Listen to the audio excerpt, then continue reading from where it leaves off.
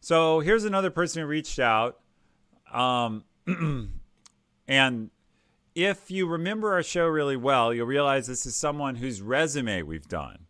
So look how he's lit this up, though, right at the beginning, right at the top. It says open to work. So this is super clear. Now, he hasn't built very many connections. Like, you need to get busy reaching out and networking because nobody's ever going to see you. But if they do find you or they look you up, they're going to get real clear that you're a chemical engineer looking for internships. And, you're seeking work. And you can set this so that it shows right up at the top of your profile, hey, I'm looking for a job. It's asking me what his top skill is. It's talking about the people we know in common. And then immediately, again, you get an about that gives a summary of what he knows, what he does. We get here, okay, good job. You've done an, should I get over it? I always feel like the stuff posted on LinkedIn is so fake. So, Swan, LinkedIn's as true as anything else. Like, why would you trust LinkedIn versus resumes? Now, I would say the references people do for each other are positive. They'll give you some information, but they're not going to be incredibly deep or trustworthy. But basically, they're as trustworthy as a resume. So yes, bottom line, you should get over it. Okay. So, and there's really no harm to connecting to people on LinkedIn. Somebody said I have all these views. I have a lot of people spamming me, wanting me to buy stuff. So they connect to me and then they're like, thanks for connecting. Invest in my startup. Thanks for connecting. Buy our SaaS product. And I just delete those. But anyway, obviously, Johnny here has looked at, has gone ahead and taken the advice we gave on resume. This resume, if we pulled it down, is going to look like it's been reviewed on our channel because it has, and it's got very clear specifics here. So this would pass our resume test, more than likely. Education is here. LinkedIn certifications, that's actually really good. It shows interest in Six Sigma and a yellow belt and so on. Skill endorsements, accomplishments, multiple languages, interests, it's all here. Now, the great thing about it being on LinkedIn is you can make this stuff clickable. So what's missing is LinkedIn activity, things you're doing on LinkedIn that show your interest also. So bottom line, this profile is better and more complete than the previous one, but there's always a little bit more you can do on LinkedIn because it's active. We'll take a look at one final one and then jump into the second part of the show. So this one was also sent to me, Chris Bednar.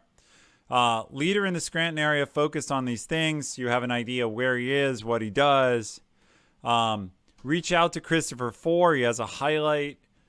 There's all these different widgets you can cause to show up in LinkedIn, and you get more value out of them. And here you have graduate student with a strong background in environmental science. Doesn't say what he might be looking for or further interests. You can improve it a little bit by adding to that. But he has some activity. So Chris shared something. He's got his experience. He could do a better job on the resume portion, but at least it's here. So I think this, if we just apply our resume rules here, this is going to fail our resume test. But there's other shows on how to improve that. And then education is good. A little bit of detail on it. Volunteer experience gives some greater detail so people can see your interests in depth. And then he's not collected any endorsements. So there's opportunity to really build this out some to get more depth on it. But that gives you a quick idea. My point on LinkedIn, remember, it's dual purpose. grow your number of connections, reach out to people. Most people accept LinkedIn connections, and very few people, like none, will do more than ignore you. It's not like they're going to send you hate mail. So you're stuck on what to do with it next. Yes, T-Bone, this is yours. I think what you should do with it next is potentially have some more activity. Write out a bit more on the about. What are you looking for? What are you interested in? Who would you like to connect to? Say something that isn't only descriptive. Get an action verb in there. Consider up here turning on, if you're looking for something, the like, are you interested in work, an internship, etc., the open to work, like we saw here. And then the main thing is look at one of our resume streams and fix your resume. The chat could probably do it for you, or you can come into our resume review section where you posted this link. But this part fails our test. You've got weak words, assist, advise, provide, super weak words, no outcomes. So assist high school students in achieving educational goals. Great. How many? What goals? Et cetera, et cetera. There's a lot of stuff you can do here that isn't coming through that I'm not going to repeat from our resume shows. All right. So that's like intro to 101 LinkedIn. I usually grade resumes. So since everyone likes a good assassination, let me do that real quick. Let's see. So Nick, too long, no details. I'm gonna go like D+. There's a lot of room for opportunity here. This one's better, has a lot more detail, says what he's interested in, makes use of LinkedIn features, doesn't have any content, so needs to get active publishing, needs to do work growing the number of connections. So as a resume job seeking, I give this at least a B.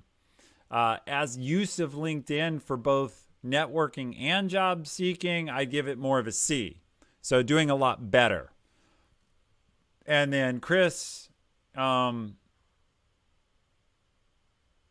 probably better than Nick in terms of more content. And not too long, but like if I gave him a D, I can't give you better than a C-. Just like with resumes, this stuff is easy to improve. Put in half an hour on it. Put in half an hour and you can drive it way up. So, and look, I was honest with you. Let me be fair. This is my LinkedIn. I said I haven't put in the time I needed. So I've used LinkedIn a lot. As a networking tool, I'd probably give myself a B+ in terms of getting, obviously, like these stats show lots of people are seeing me. So I'm doing pretty well there. I even have the assassination icon. So I might give myself a B+ there. On the resume section, by my own standards, because I haven't applied my own standards here, I give myself a D. So I actually, looking at this, need to go fix it. So I don't spare myself from my own assassinations. I wrote all this in the past, and I haven't invested, once I started thinking about it, in upgrading it. So some of it's good, some of it sucks. Next time, you'll get a better showing of my own resume. All right.